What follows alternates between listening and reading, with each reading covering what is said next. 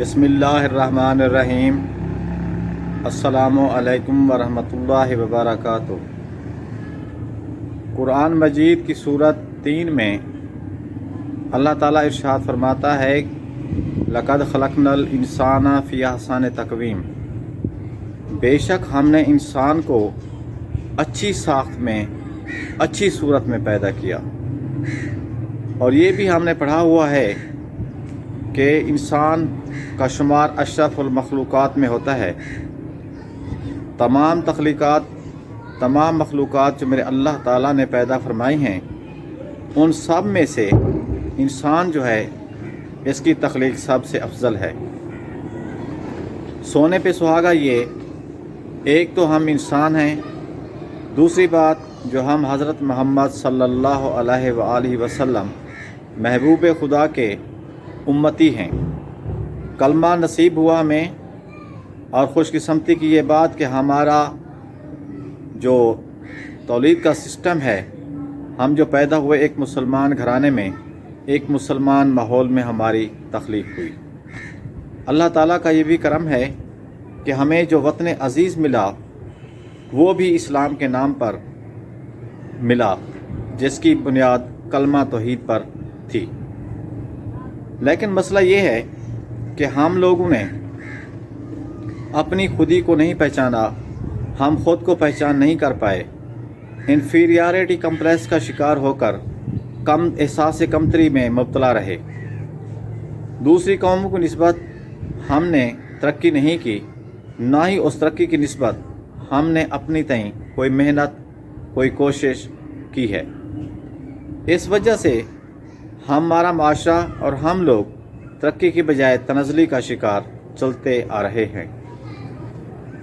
इस टॉपिक पे एक कहानी मुझे याद पड़ती है कि हम बचपन में सुना करते थे कि एक बुढ़िया औरत थी जो कि अपनी भेड़ बकरियां चराने की गर्ज से दूर दराज जंगल में जाया करती थी।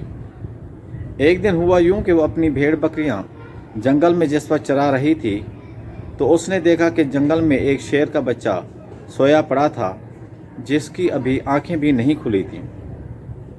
उस बुढ़िया ने एहतियात से बगौर वहाँ के जो माहौल था इर्द गिर्द का, उसका जायज़ा लिया।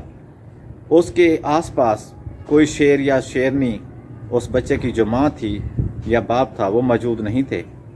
उस खातून ने उस शेर के बच्चे को उठा लिया और भेड़ बकरियां अपने साथ लेते हुए वापस घर चली आई, और उस शेर के बच्चे की परवरिश अपनी भेड़ बकरियों के साथ करने लगी। जिस वक्त उस शेर के बच्चे ने आंखें खोलीं, तो उसने अपने इर्द गिर्द के माहौल में शेर की बजाय, शेरनी के बजाय, दूसरे शेर के बच्चों की बजाय उन भेड़ बकरियों को देखा, और उनकी महफिल में, उनकी कंपनी में, उनकी सोबत में वो परवरिश पाने लगा। वक्त गुजरने के साथ साथ वो उस माहौल से, जिस माहौल में वो भेड़ बकरियां थी, मानूस हो गया, और उनकी तकरीबन तमाम खसलतें और खूबियाँ या खामियाँ जो भी थीं, उसके शख्सियत में, उसमें भी वो परवान चढ़ने लगी। जिस तरह भेड़ बकरियों के जहन में ये खौफ था कि उन्हें कोई भेड़िया, कोई बकरा, शेर वगैरह जंगल में खा न जाए, वही एहसास, एक खौफ उस शेर के बच्चे के जहन में भी परवान चढ़ने लगा। कहते हैं कि वो जब बड़ा हो गया तो उन भेड़ बकरियों के साथ जंगल में जाया करता था। हुआ यूं कि एक दिन एक शेर अपना हमला करने के हवाले से उन भेड़ बकरियों के रेवड़ पर हमला आवर हुआ, तो वो भेड़ बकरियां अपनी जान बचाने की गर्ज से वहाँ से भाग पड़ीं।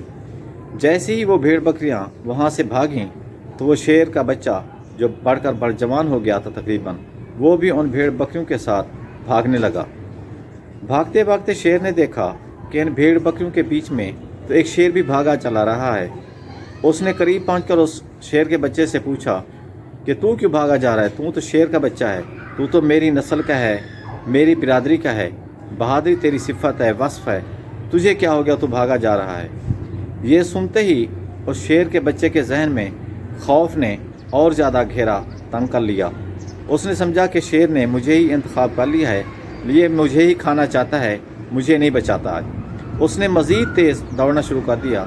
ये देखकर शेर ने अपने जहन से उन भेड़ बकरियों को शिकार करने के जो ख्याल था जहन से निकाल लिया। उसने उस शेर को, जो शेर का बच्चा था, उसको काबू कर लिया। उसे बताया कि तुम मत भागो, तुम ना भेड़ हो ना बकरी हो, बल्कि तुम एक शेर हो। उसने ये बात तस्लीम नहीं की तो वो शेर उस शेर के बच्चे को अपने साथ एक तालाब पे ले आया। उस तालाब में उसने अपना अक्स और उस शेर के बच्चे का अक्स पानी में दिखाया और उसे अपने साथ जो रिजम्बलेंस थी, जो मुशाबहत थी, वो भी दिखाई कि ये देखो तुम्हारा जिस्म, तुम्हारा हुलिया, तुम्हारी कदोकाट, तुम्हारी आँखें, तुम्हारा जबड़ा, तुम्हारे पैर। गर्ज उसके जिस्म के एक एक चीज़ से उसने अपनी मुशाबहत दिखाई और बताया कि जिस तरह मैं शेर हूँ इस तरह तुम भी शेर हो, मसला क्या है तुम्हारा। उसकी पूरी कहानी सुनने के बाद वो इसी नतीजे पे पहुंचा था, क्योंकि वो था तो शेर का बच्चा, वो नस्ल भी शेर की थी, लेकिन जिस माहौल में वो परवान चढ़ा था, जिसमें पढ़कर जवान हुआ था, वो माहौल, वो शेर वाले माहौल का उसको हासिल नहीं हो सका था। इस वजह से वो कम्प्लेक्स का शिकार होकर, एहसास कमतरी में मुब्तला होकर उस माहौल के मुताबिक ढलने लगा और ये तमाम चीज़ें खौफ की जो उसके जहन में घेर गई थीं, उस सूरत को उसने कबूल कर लिया था। यही सूरत हाल हमारे भी माहौल में है, क्योंकि हमने शुरू से इन्फीरियरिटी कम्प्लेक्स को अपने ऊपर तारी कर लिया और इस खौफ को अपने ऊपर तारी कर लिया, और हमने अपनी खुदी को, अपने खुद एतमादी को हमेशा से पाने की बजाय या इसको पाने की गार से कोई कोशिश करने की बजाय हम हमेशा एहसास कमतरी में ही रहे। अगर आज ही हम अपने असलाफ की तालीमात को और उनकी हिस्ट्री को, तारीख़ को पढ़ें, तो शुरू से ही इस्लाम का गलबा था और मुसलमानों का गलबा था। और तालीम के हवाले से हों, फ़न जराहत के हवाले से हों, जिस चीज़ को भी आप उठा लें, फ़न सकाफ़त को भी उठा लें, हर चीज़ में मुसलमानों का गलबा था, एक नाम था और नामवर शख्सियत इसमें गुजरी हैं। आज भी इतनी देर नहीं हुई, ताख़ीर नहीं हुई।